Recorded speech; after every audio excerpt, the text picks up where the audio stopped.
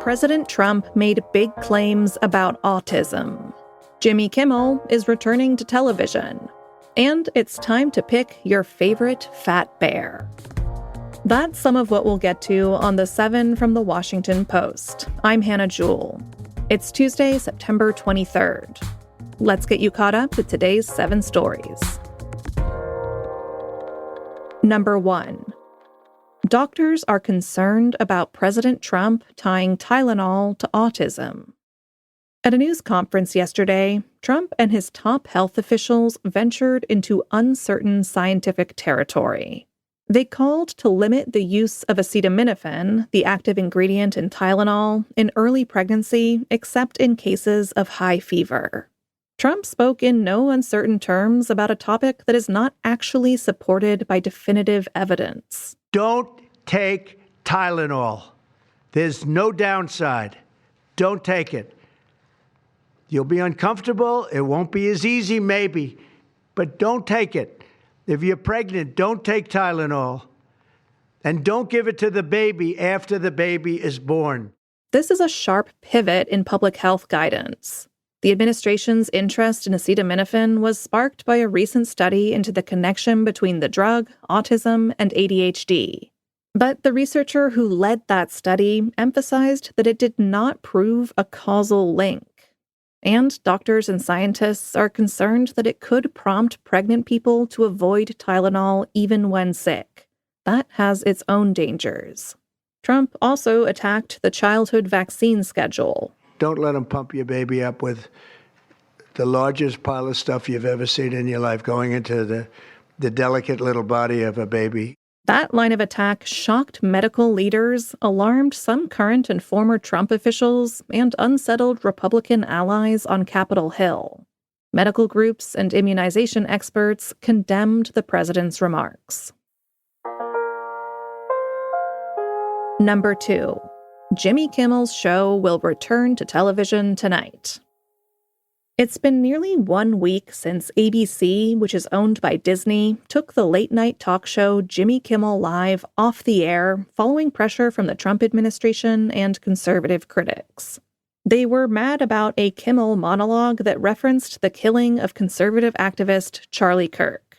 That sparked an outcry over free speech. 400 celebrities and entertainment industry workers, including Tom Hanks and Meryl Streep, signed a petition protesting the suspension. And yesterday, Disney announced a pivot.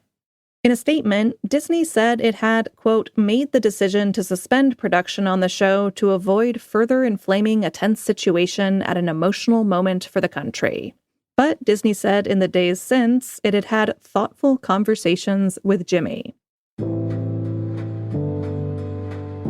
Even without formal charges, Trump's Justice Department can still punish its critics. That's number 3. Over the weekend, President Trump instructed his attorney general to go after several political opponents. And in recent weeks, top justice official Ed Martin has tried to move forward with mortgage fraud cases against Trump's Democratic foes. But prosecutors have struggled to build viable cases against them. One U.S. attorney resigned on Friday under pressure from the White House after prosecutors in his office said evidence did not support bringing charges against New York Attorney General Letitia James. But these investigations, even if prosecutors fail to find sufficient evidence, can still inflict high costs on Trump's opponents.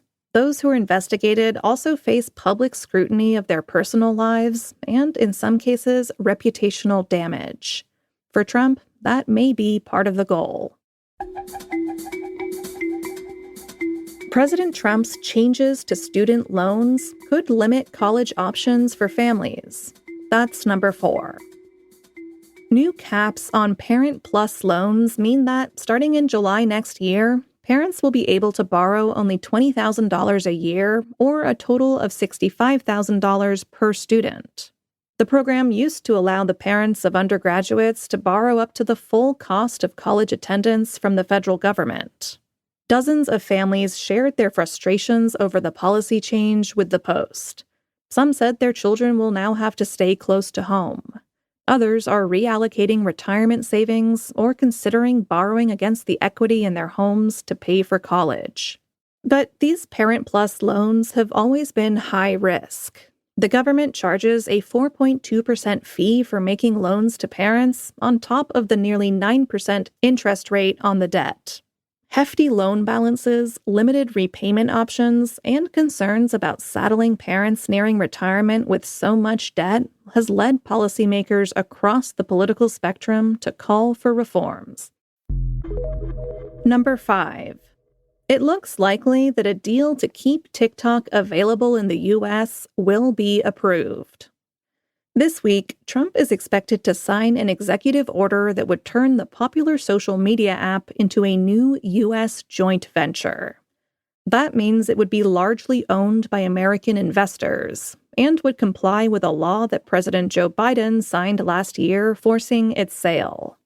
But under the Trump administration's deal, the app's recommendation algorithm will remain in the hands of ByteDance. That's TikTok's China-based parent company. Critics say that means China will still be able to manipulate what 170 million U.S. users see in their feeds. And there are concerns that wealthy Trump backers could gain a lot from the sale.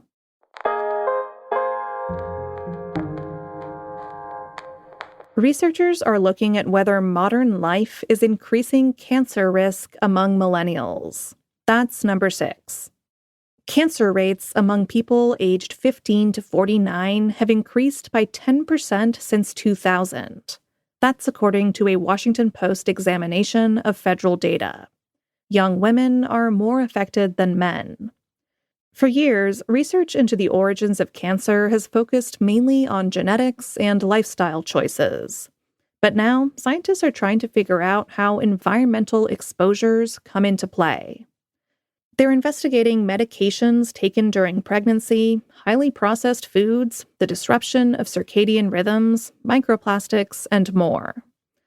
This research is beginning to align around a provocative hypothesis that shifts in everyday exposures may be accelerating biological aging, and that could be priming the body for disease earlier than expected.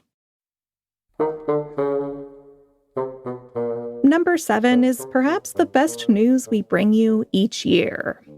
Fat Bear Week starts today. Fat Bear Week, for those who don't know, is an annual online competition between the bears of Alaska's Katmai National Park and Preserve. The rules of the competition are simple. Voters can watch as 12 brown bears pack on the pounds ahead of their winter hibernation and decide which one is the fattest, or simply which is their personal favorite bear. The bear to beat this year is 2-time Girl Boss Bear Champion Grazer. Our intrepid travel reporter Natalie Compton learned all about this bear on a visit to the park in 2023. Here's a park ranger correctly predicting Grazer's triumph. Who's going to win Fat Bear Week 2023? I think it's definitely going to be Grazer. She doesn't have cubs, so all she's doing is eating and eating and eating. And she's fabulously chunky. Even more impressively, when Grazer won in 2024, she did have a cub, making her a personal inspiration. If you would like to participate in the online voting, not by eating a river's worth of salmon, you can find the bear cams and bracket on explore.org. Voting is open between noon and 9 p.m. Eastern Time each day. The winner will be crowned on Fat Bear Tuesday next week. I recommend participating. It's a refreshing retreat and a celebration of the bounties of nature in this, the age of Ozempic.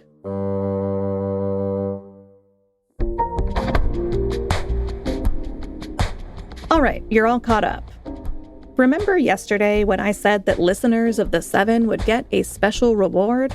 Well, here it is. This month, The 7 newsletter marked its 4th birthday. And to celebrate, we have a special offer on a premium post subscription. You can get one for $3 every 4 weeks, or $33 for the first year. That's billed as $3 every 4 weeks for the first year, then $17 every 4 weeks thereafter. You can cancel anytime.